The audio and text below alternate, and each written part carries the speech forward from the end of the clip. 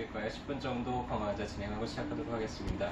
매주 토요일에는 신경정신과 질환에 대해서 이야기를 해드리고 있고요. 요새는 이제 성격장애에 대한 이야기들을 해드리고 있는데요. 오늘은 그 8번째 반사회성 성격장애에 대해서 이야기를 해드릴 거예요. 인간들은, 동물들 보면은 동물들 사이에서는 약육강식이라는 게 있습니다. 강한 동물이 약한 동물을 잡아먹고, 그렇죠. 근데 인간들은 그렇지는 않아요. 그렇죠? 아무리 약한 사람이라도 법이나 사회라는 테두리 안에서 서로를 이제 보호해주고 그런 질서를 우리가 이제 지켜가면서 같이 살아가고 있습니다. 이렇게 사회를 이루고 있는데요. 근데 그 사회적인 룰을 따르지 않는 그런 사람들이 있어요. 그런 사람들을 우리가 좀 이렇게 따로 분류를 해서 보게 되는데요. 반사회성 인격장애라는 거는 감정이입 능력이 비정상적으로 낮다고 합니다. 그래서 사회적 규범이나 질서 또는 이익에 반대되는 성질을 특징으로 하는 그런 성격장애를 이야기를 하고요. 이런 사람들이 유병률이 남자들한테 훨씬 더 높다 그래요. 그래서 남자들이 대략 한 3% 정도, 여성분들 중에서 대략 1% 정도가 이런 성격장애를 가지게 된다고 하고요. 감옥 내에 있는 최소한 75% 정도가 이 성격장애를 가지고 있다고 합니다. 그래서 상당히 어떤 그런 사회적인 룰을 깨기가 쉽기 때문에 그런 범죄를 저지를 가능성이 좀 높아지겠죠. 도시의 가난한 지역에서 조금 더 유병률이 높다고 하고요. 왜냐하면 시골도 아니고 도시예요. 좀 빈부격차가 느껴지는 뭔가 좀 차별을 받는 듯한 그런 느낌들을 어렸을 때부터 이제 받았을 때 그렇게 되기가 쉽다 그러고요. 유전성도 있다 그래요. 그래서 일란성 쌍둥이 중에서 한 사람이 이런 성격장애를 가지면은 나머지 한 사람도 이런 성격장애를 가질 확률이 66%나 된다 그러니까 유전성이 좀 상당히 높다고 할 수가 있겠죠. 성격장애 유형 중에서는 B군에 속하고요. B군을 연극성이라 그러는데 무언가 자기만의 어떤 상상이나 세계 속에서 세상을 바라보는 그런 특징들을 좀 가지고 있는 사람들입니다. 그래서 각종 이렇게 우리가 해서는 안 된다고 하는 사회적으로 지켜져 있는 어떤 도덕적인 어떤 룰이나 아니면 사회적인 룰들이 있을 거예요. 근데 이 반사회적 성격장애인 사람들한테는 그런 룰들이 별로 중요하지 않아요. 그래서 어떻게 보면 이제 범죄를 저지르거나 이런 타인들을 좀 해치거나 해코지 하거나 이런 행동들을 좀 많이 하게 되는데요. 이런 행동들을 하게 되는 원인들이 크게 두 가지 타입이 있다 그래요. 어려서부터 워낙 말썽꾸러기였던 사람들이 있어요. 말썽꾸러기다 보니까는 선생님이나 부모로부터 맨날 이렇게 꾸지람을 듣겠죠. 너는 왜 맨날 애가 그 모양이니? 에이, 이리 못쓸로마. 이런 얘기를 듣고 자랐겠죠. 또 하나는 별 문제 없다가 청소년기부터 갑자기 그렇게 돌변하는 문제를 일으키는 그런 경우가 있다 그래요. 자, 그러다 보니까는 주변에 있는 사람들이 이 사람을 좋아할까요? 다들 문제아 취급을 하고 다들 뭔가 좀 은근히 이제 따돌리거나 이렇게 같이 안 하려고 하거나 이런 행동들을 보이겠죠. 그러다 보니까는 분노가 어렸을 때부터 억제가 돼 있다가 자기 부모를 향해 가지고 그런 분노를 표출하지가 못하니까 그런 분노가 사회를 향하게 된다고 이야기를 합니다. 그래서 이 친구들의 밑바탕에는 아주 오랜 기간 동안 상당히 자기가 불행했던 그런 체험들을 했던 게 누적이 되어 있고요. 그렇게 다져진 가운데 모든 인간들에 대한 불신을 가지고 있어요. 그래서 이렇게 나를 부정당한 내 인생을 내가 스스로 내가 힘을 키워서 내가 좀 더 강해져서 이런 걸 복수를 해주겠어 라는 그런 신념을 이제 가지게 된다고 합니다. 일단은 진단 기준은 15세 이후에 다음 7가지 중에서 3가지 이상의 특징을 가지게 될 때 이제 진단을 하게 되는데요. 첫 번째는 법을 지키지 못해요.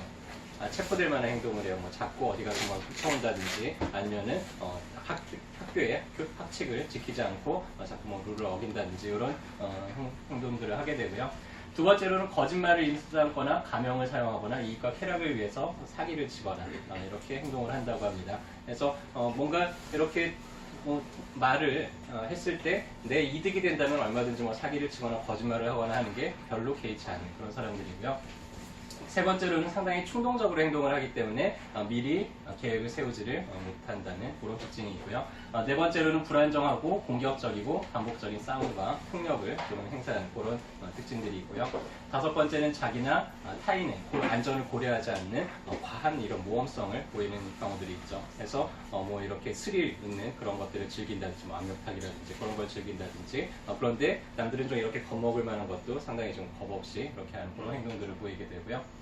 여섯 번째로는 무책임함, 직업을 오래 유지 못하고 경제적 의무를 지지 않음. 그래서 뭐 돈을 빌렸는데 돈을 갚지를 않는다든지 자기가 해야 될 일들을 뭐 이렇게 잘 의무를 이행하지 않는다든지 이런 특징들이 있고요.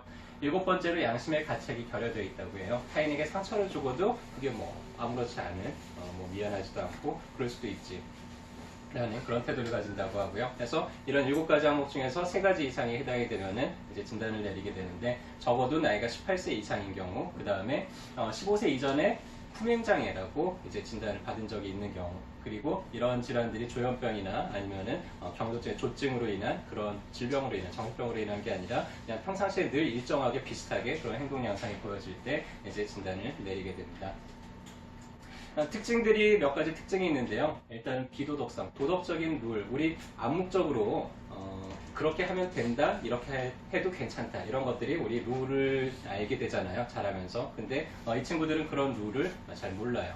이게 선천적이기도 하고 후천적으로 자기 스스로 선택한 거기도 하고요. 그래서 도덕이나 양심 같은 거는 아예 필요가 없다라고 생각을 해요. 근데 그 밑바탕에는 우리가 서로 사회에서 서로 지킨다는 거는 내가 이렇게 행동할 때 너도 그렇게 행동할 거로 사람들에 대한 믿음이 없기 때문에 내가 굳이 그렇게까지 룰을 지킬 필요가 없어 라는 생각을 가지게 되는 거죠. 그래서 자신의 이득을 위해서라면은 타인을 속이거나 범행을 저지르는 게 뭐 별다른 문제가 없고, 오히려 그렇게 행동할 수 있는 자신이 나는 강하다라는 어떤 그런 신념을 더 강화시켜주는 그런 수단으로 쓰인다고 합니다. 그리고 상당히 착취적이에요. 애시당초 사람들을 믿지 않기 때문에 타인들이 자기를 믿는 거를 가지고도 얘가 끝까지 나를 믿을 거라고 생각하지 않아요. 얼마든지 이 사람이 나를 믿는 거를 이용해가지고 이 사람을 착취하려는 그런 수단으로 쓰기도 하고요. 그래서 이 사람들이 이제 연애를 하고 애인을 사귀고 사랑에 빠진다 그래도 오히려 애인을 뭐 매춘을 시키고 자기는 그렇게 벌어들인 돈으로 도박을 한다든지 그런 행동을 벌이는 사람도 있다고 합니다. 그리고 지나친 야망과 내가 너보다 훨씬 더 우월해, 내가 더 세 라는 어떤 그런 우월적인 그런 태도를 보이는 특징들이 보이고요. 세 번째로는 공감 능력이 결여되어 있다 그래요. 그래서 타인이 고통을 받는다는 사실 자체를 공감을 하지 못한다 그럽니다.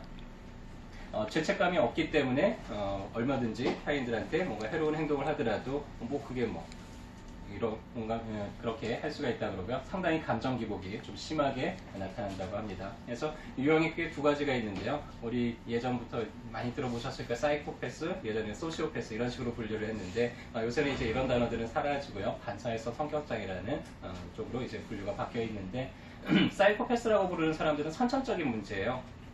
그냥 선천적으로 타인의 어떤 감정이나 고통을 알지를 못합니다. 내가 이렇게 할 때 상대방이 어떻게 행동을 할지, 내가 이렇게 말할 때 상대방의 입장에서는 어떤 생각을 할지, 상대방 기분은 어떨지 이런 것들을 이해하기가 매우 어려운 타입이고요.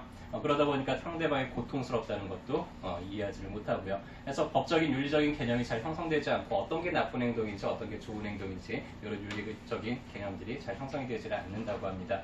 2번째로는 이제 소시오패스라고 하는데요. 선천적으로 공감 능력이 없는 건 아니에요. 근데 후천적으로 자기가 이제 선택을 하는 거예요. 나쁜 행동이지는 알아요. 근데 자기의 이득을 위해서 얼마든지 그거를 나쁘지만 할 수 있는 서슴지 않는 그런 행동을 보이게 되고요. 자기가 책임지지 않으려는 그런 행동도 보이고요. 남을 자신의 이익에 맞게 조정하거나 얼마든지 거짓말을 통해서 나한테 이득이 될 수 있다면은 타인들을 착취할 수 있는 그런 사람들이라고 합니다. 우리가 보통 뭐 연쇄살인마 그러면은 사이코패스 아니야? 뭐 이렇게 얘기를 하는데요. 실제로 사이코패스가 범죄를 저지를 확률들보다는 소시오패스가 더 우발적으로 범죄를 저지를 확률이 훨씬 더 크다고 그렇게 알려져 있고요.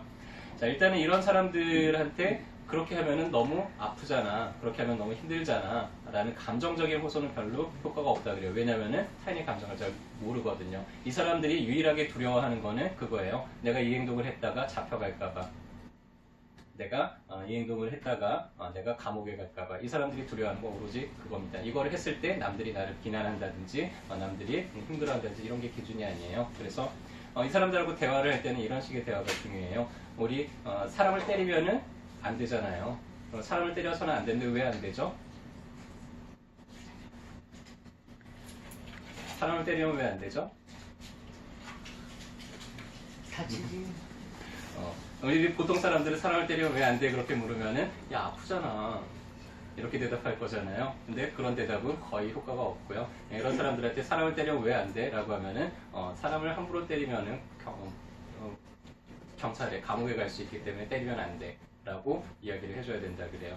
그래서 뭔가 감정에 호소하기보다는 그렇게 하는 행동이 뭐가 나쁜 건지, 이게 선인지 악인지를 그냥 교육하듯이 계속해서 그건 선한 행동이고 이건 악한 행동이고 이거는 그렇게 해서는 처벌을 받을 수 있고 이런 식으로 기준을 정확하게 이제 나누어주는 그런 게 중요하다고 얘기를 합니다. 그래서 이런 사람들이 모두가 다 범죄자가 되는 건 절대 아니에요. 근데 범죄자 유형 중에서 이제 이런 행동을 가지는, 이런 성격 장애를 가진 사람들이 많다는 것 뿐이고요. 이런 사람들 중에서 상당히 좀 타인들에 비해서 상당히 에너지가 많은 사람들이기 때문에 상당히 놀라운 성취를 하는 어떤 모험적인 어떤 위험한 분야에서 상당히 놀라운 두각을 나타내는 그런 경우들도 많다고 합니다.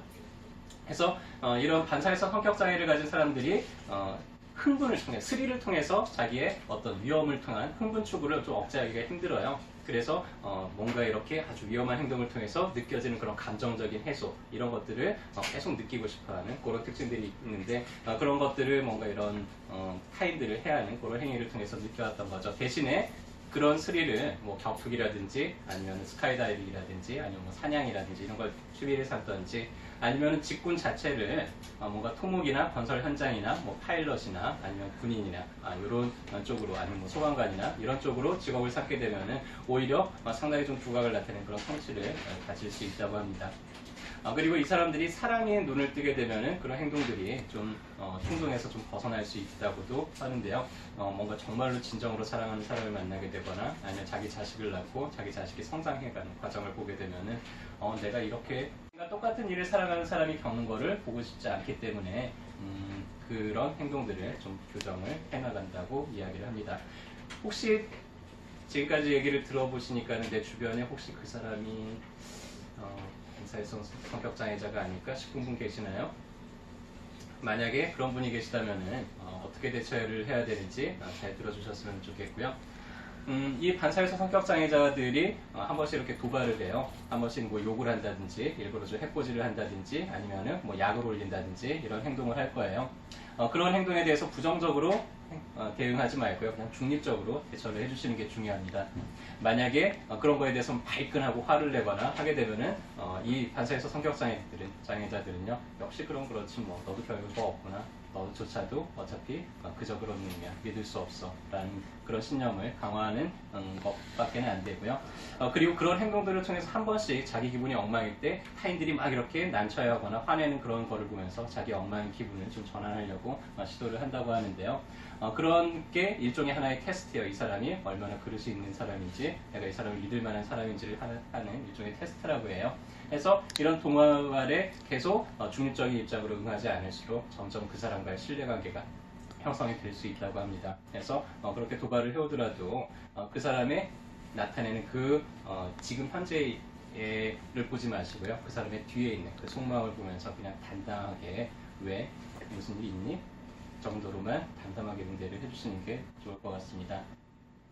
이 사람들이 누군가한테 수용되는 체험을 하거나 아니면 무상감을 느낄 때 그때 극적으로 변화를 하기도 한다 그래요. 그래서 지금까지 믿을 수 있는 사람이 그 누구도 단 한 사람도 없었는데 그 누군가가 그런 자신조차도 수용을 해주는 경험을 할 때 그때 누군가 그래도 아직은 믿을 만한 사람이 있다는 어떤 그런 경험을 할 때 이 사람들이 달라질 수 있다고 하고요. 혹은 가까운 동료나 애인이나 자기가 그토록 미워했던 자기 아버지나 너무나 미워했던 자기 가족이 갑자기 죽는 경험을 할 때 그때 더 이상 미워할 만한 사람이 사라졌을 때 그때 세상 참 허무하구나라는 허탈감을 느끼면서 그러면서 이제 사람이 달라진다고도 합니다. 레미제라블 보셨나요? 장발장 이야기 워낙 유명하니까 잘 아시죠? 장발장이 어려서부터 마찬가지로 모든 사람들한테 이렇게 부정을 당하고 너무나 배가 고파서 사과를 하나 훔치죠. 그리고 나서는 붙잡혀가지고 교도소에 들어갑니다. 그리고 계속해서 너는 나가면 또 범죄를 저지를 놈이야 라는 이야기를 들으면서 그죠? 이 세상 모든 사람들한테서 증오심을 가지고 있었고 불신감을 가지고 있었어요. 이 사람이 이제 탈옥을 해가지고 수감에서 풀려서 나와서 사회를 떠돌지만 그 누구도 자기를 믿어주지 않아요. 그래서 계속해서 또 악행을 저지르면서 다니죠. 그러다가 어느 날 수도원에 가게 되는데 수도원에 있는 주교가 아주 반갑게 맞아줍니다. 아주 융성하게 저녁을 대접을 해주고요. 당신을 위한 저녁이고 당신을 위한 잠자리가 있으니 얼마든지 먹고 쉬고 갔으면 좋겠다라고 얘기를 합니다. 하지만 믿지 않죠. 그리고는 귀해 보이는 식기류들을 다 훔쳐가지고 달아납니다. 그리고 나서는 붙잡혀가지고는 다시 돌아오죠. 저희가 여기에 있는 물건을 훔쳐온 것 같아서 잡아왔습니다 라고 했을 때 이 주교가 한마디를 해주죠. 그거는 내가 준 게 맞습니다. 근데 이 은초 때는 왜 안 가져갔어요? 이것까지 내가 줬는데 라고 해주죠. 그 순간에 장발장의 마음속에 큰 변화가 일어나요. 지금까지 나를 한 번도 이렇게 대해준 사람이 없었는데 이 사람은 뭘 믿고 나한테 이렇게 해주지? 이 사람만은 내가 선량하다는 것을 진심으로 믿어주는구나 하면서 아주 큰 변화가 일어나게 되죠. 그래서 여러분들 혹시 물리학 법칙 중에서 질량 보존의 법칙이라고 아시나요? 그래서 에너지 보존의 법칙이라는 것도 있고요. 가령 운동 에너지가 위치 에너지가 운동 에너지로 전환이 된다든지 아니면은 운동 에너지가 열 에너지로 전환된다든지 전체 이 에너지의 합은 변하지가 않는다 그래요. 형태는 변하더라도. 여러분들 혹시 이런 거하고 비슷한 건데 또라이 보존의 법칙이라고 들어보셨나요? 자, 어느 조직에나 가면은 또라이가 꼭 한두 명씩 있다 그래요.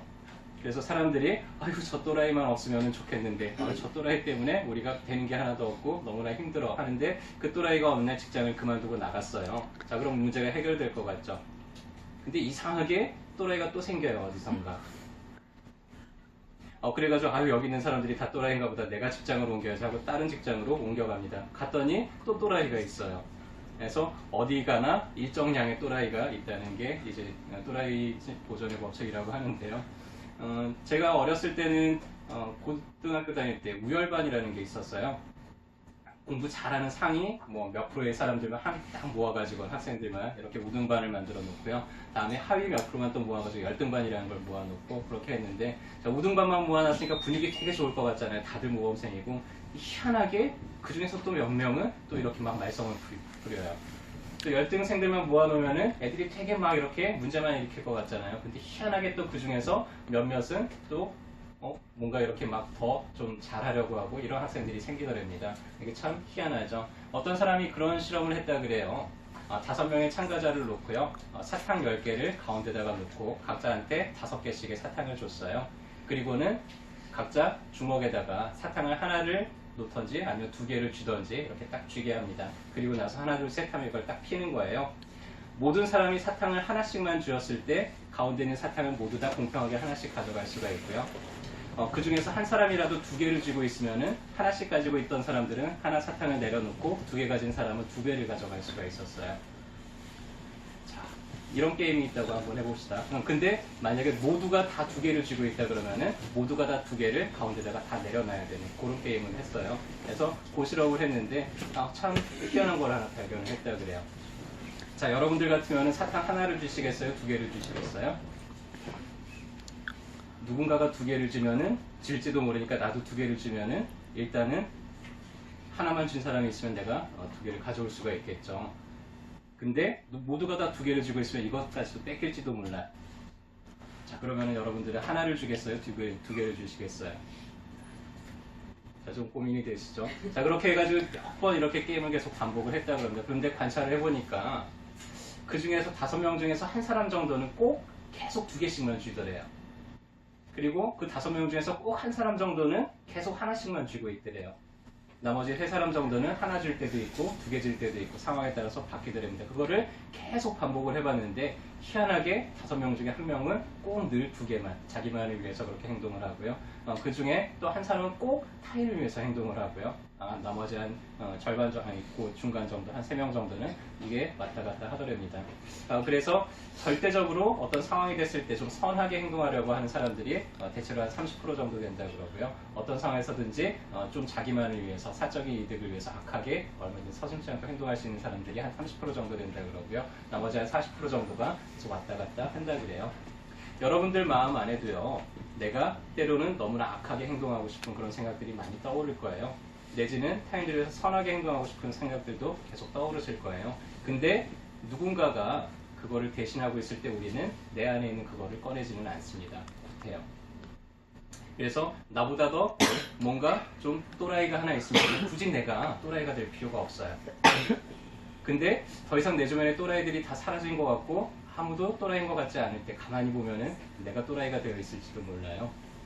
그렇게 우리는 서로 같은 테두리 안에서 서로 영향을 주고받으면서 살고 있습니다. 그래서 어떤 사람이 상당히 악한 행동을 하고 무엇을 저지른다 그래서 우리는 그거를 단지 그 사람만의 문제라고 생각할 수는 없어요. 왜냐면은 그 사람이 어려서부터 관계가 어떤 많은 관계들이 있었을 거고요. 혹은 그 사람이 그렇게 행동함으로 인해서 우리는 그 행동을 보면서 내 안에 있는 어떤 악한 마음들을 또 억누르는 그런 장치가 될 수도 있을 겁니다.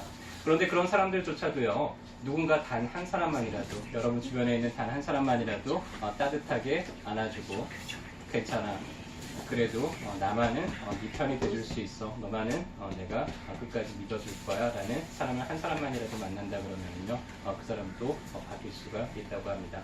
그래서 오늘은 반사에서 성격사에 대해서 이야기를 해드렸고요. 자, 오늘 해드렸던 내용들이 만약에 여러분들 주변에 혹은 누군가하고 내가 그동안 잘 지내기가 어려웠다면 이런 내용들이 좀 더 행복하고 잘 지내는데 도움이 됐으면 좋겠습니다. 감사합니다.